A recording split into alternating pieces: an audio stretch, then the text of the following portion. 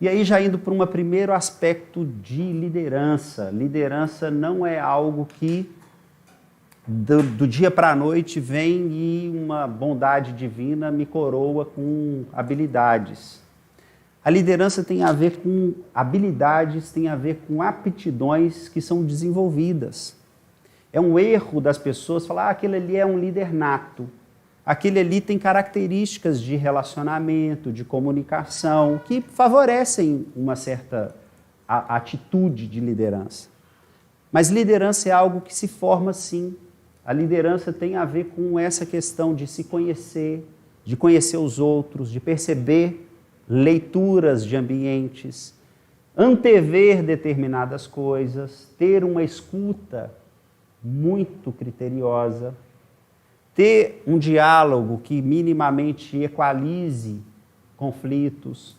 Então, atributos de liderança que são construtivas têm a ver com essas questões pessoais, têm a ver com essas questões de formação e tem a ver com pessoas. Aquele líder que pauta tecnicamente, não, porque eu faço... Esse líder, num determinado momento, ele vai ter problema com condução de equipe. E, a rigor, as grandes entregas das grandes lideranças, elas passam por conduções das suas equipes. Tecnicamente, e no dia a dia, eu, Ezequiel, entrego muito pouco.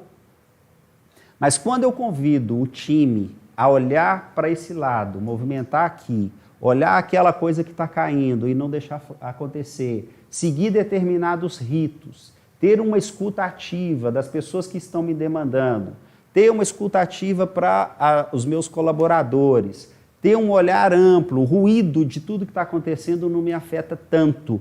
Eu consigo pegar diversas situações de cenários, demandas e habilidades de pessoas para endereçar determinadas necessidades, ouvir e priorizar um monte de coisa que acontece no dia a dia, e com isso eu sou quase que um orquestrador do que está acontecendo à minha volta.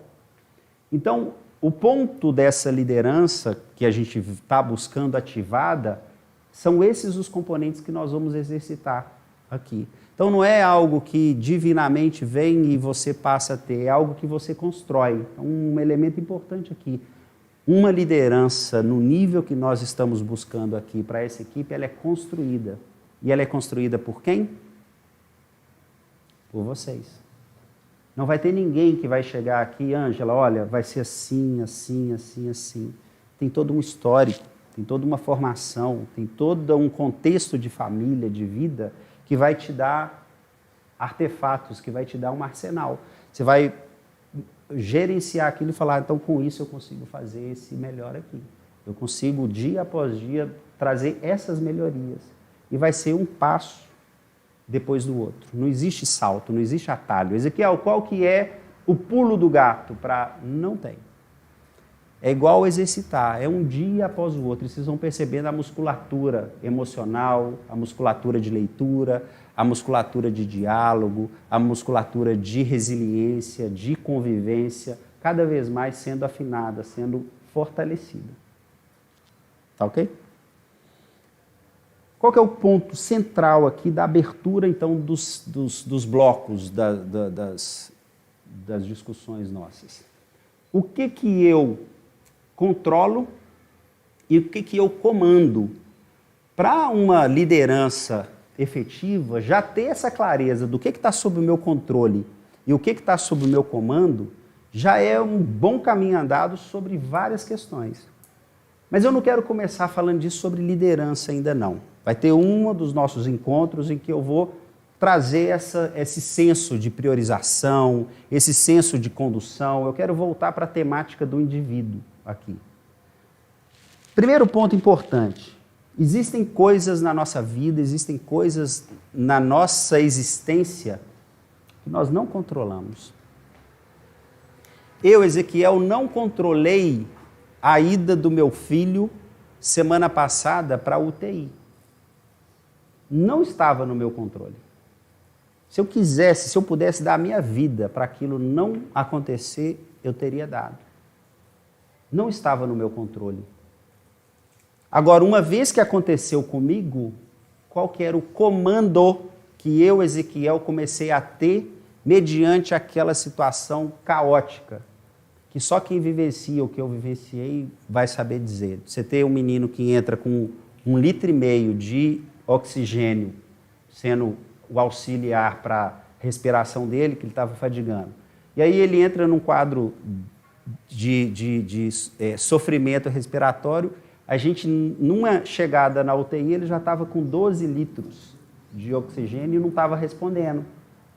Uma criança de 4 anos. Quem está lá no hospital sabe que a régua máxima é 14, né, litros de oxigênio. Passou dessa régua, você tem que fazer algumas intervenções nas suas vias aéreas, chegando até uma traqueostomia, para você conseguir fazer um processo respiratório decente. E aí eu estava lidando com aquilo. Aí, como que eu comandei? Eu tive que comandar o desespero da minha esposa, o desespero lá dentro de casa. E então, a sequência do que eu não controlei, eu comandei. Então, o ponto que eu quero trazer para vocês aqui, para as questões pessoais, vocês não controlaram as famílias que vocês nasceram. Vocês não controlaram os pais que vocês tiveram. E eu já começo a entrar em alguns pontos críticos. Porque o seu pai e a sua mãe já aponta para pelo menos 60% do que você é ou dos traumas que você tem. Ou ele te construiu em pedaços que te agradam, ou ele também te construiu em pedaços que não te agradam. Você não controla. Porém, não controlando, qual que é o comando que você dá uma vez que você começa a ativar e ter consciência disso? Poxa, então, a lida que meu pai teve, que a minha família teve, e aí vamos evoluir um pouco mais? As perdas que você teve, você tinha controle sobre isso? Sobre as vidas, sobre os relacionamentos? Você não tinha. Mas qual que é o comando? Então, o que nós vamos exercitar muito aqui é o que eu controlo. O que a gente conseguir controlar aí é de nossa responsabilidade, sim. Nós vamos entrar nisso. Por isso que eu quis dividir muito, assim, o que são as minhas questões pessoais e como que são as nossas questões dentro das empresas. Porque, diferentemente do que um jargãozinho falar, depois que eu entro dentro da empresa, eu viro o chapéuzinho. Mentira, balela. Eu estava com meu menino lá dentro da UTI 1 semana. Eu ia ser o mesmo? Eu apareci 3, 4 vezes em reuniões complexas que eu precisava lidar e pronto. E dei o respaldo e não existe isso. Né? Nós somos um ser humano único, nós somos seres humanos completos. Por isso que é importante a gente estar muito bem nessa questão da nossa essência, porque isso vai transparecer na nossa questão da nossa lida profissional.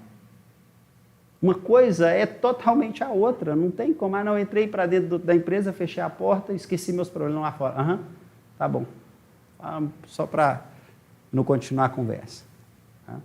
Então, um aspecto importante aqui da gente solidificar. Pessoal, nós vamos realmente fazer esse mapeamento. O que eu tenho controle e quando eu controlo, aí eu preciso ter responsabilidade. Eu controlo o nível de álcool que eu estou ingerindo para não provocar um acidente, é do meu controle, eu domino meu corpo.